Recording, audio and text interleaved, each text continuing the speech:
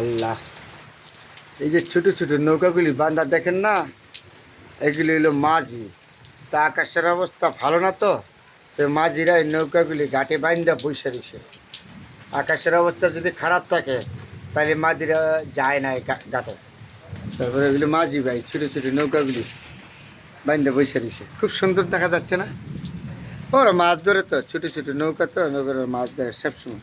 আজকে আকাশের অবস্থা বেশি ভালো না, খুব ঝড় বৃষ্টি।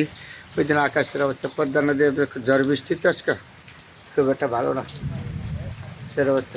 ঠিক বিকালবেলা এই নদীর আকাশের অবস্থা কেমন কালো, তাহলে আকাশের অবস্থা যদি খারাপ থাকে, হঠাৎ করে যদি আকাশ অন্যদিকে চলে যায়, তার জন্য মাঝিরা ঘাটের থেকে যায় না। এই জেলেরা খুব ঘাটের মধ্যে বসে থাকে, তাদের ব্যক্তিগত একটা নিরাপত্তা আছে, নিরাপত্তার কারণে। ঠিক বিকালবেলা পদ্মা নদীর পার, নদীর যাচ্ছে বহুত জাহাজ আছে। তাহলে যে হলো মাওয়া ফেরিঘাট বলে শিমুলিয়া। আকাশের অবস্থা অনেক খারাপ না আজকে। তারপরে এই জন্য ওই মাঝি ভাইগুলি এখন জানো, এই যে তারপরে দূরে দেখা যায় কিছু নৌকা যাচ্ছে মাঝে, খালি রিস্ক নিয়ে কিছু যাচ্ছে, তারা গাড়ে বিড়ার জন্য, তো গাড়ে ভিড়বি নিরাপত্তার জন্য সব মাঝিরা চলে আসছে এখন ঘাটে।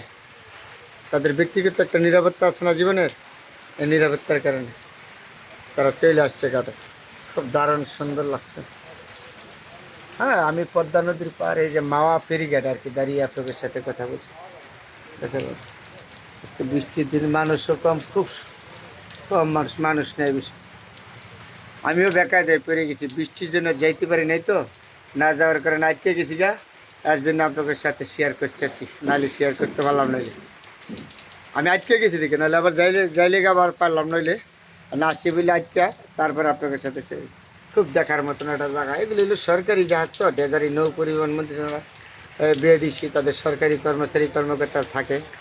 নদী থেকে আপদ বিপদ হইলে তারা নদী থেকে তাদের জন্য উদ্ধার করার জন্য, বা ছোটোখাটো মাঝিরা যদি আপদ বিপদে পড়ে, তাহলে নৌ পরিবহন মন্ত্রণালয় কর্তৃপক্ষ তাদের আন্ডারে। এই যে আরেকটা জেলে ভাই আসছে, মাছ ধরে নদীর থেকে এখন ঘাটে এনে রেখে দিচ্ছে। প্রচুর জেলে ভাই এখানে মাছ ধরে, তাদের এলো ব্যবসা, এলো মাছ ধরা। মাছ ধরা কত কালো, যে আকাশের অবস্থা দেখেন, কী অবস্থা কালো, খুব খারাপ। তখন তো আগে তো এবারে হঠাৎ করে বাতাসটা থেমে গেছে, তো ভয়ে রইল আরও বেশি। হঠাৎ করে যদি ঘূর্ণিঝড় হয়, তাহলে দিয়ে মানুষগুলো নদীর মাঝখান তো আসতে পারবো না। আর জন্য তারা নদীর আশ্রয়, ঘাটে এই আশ্রয় নিয়ে গেছে সবাই। আবহাওয়াটা ভালো না, আবহাওয়াটা সতর্ক অবস্থা করছে, তো এর জন্য সতর্কের জন্য মাঝিরা ঘাটে এসে বসে রয়েছে ছোটো ছোটো নৌকা। ঠিক বিকালবেলা, জায়গাটা হলো মাওয়া ফেরিঘাট শিমুলিয়া বলে এই জায়গাটা। সুন্দর একটা জায়গা, সুন্দর।